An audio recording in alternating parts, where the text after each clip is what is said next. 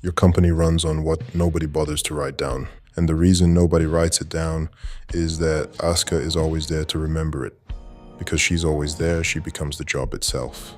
Which means the job has no edges, no clock out, no ending.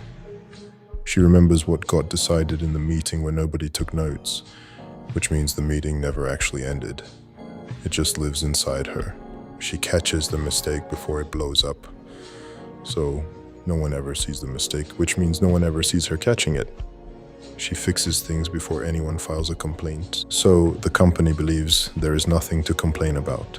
She trains the new hire, survives the restructure, picks up the slack when the person before her quits. And each time she does, the bar moves. This is now what normal looks like. She hits every deadline, then watches someone else take the credit upstairs. Her manager calls it a team effort. Her boss's boss calls her a rock star. HR calls her high potential. Nobody calls her underpaid. She gets the hard projects because she can handle them. The nightmare clients because she won't freak out. The last-minute requests because she actually cares whether the work gets done right. And caring, inside a system that doesn't, is the most expensive thing you can bring to a job. The promotion goes to someone more visible. She's too busy doing the work to be visible. Her raise, 3.2%. Inflation, 6%. Workload increase, 40%.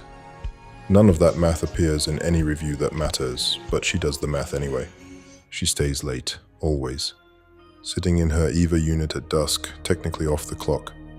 Eating vending machine food because lunch didn't happen. Answering a message that comes in at 5:47 p.m. on a Friday because if she doesn't, nobody will. And she already knows what that costs.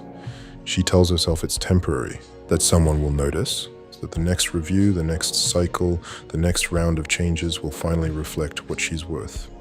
It doesn't. It never does. The system doesn't reward the person holding everything up, it just keeps adding weight. So she finally does the math, and she leaves. Same work, different title, someone else's bonus. A manager who repeats her ideas in meetings she's not invited to.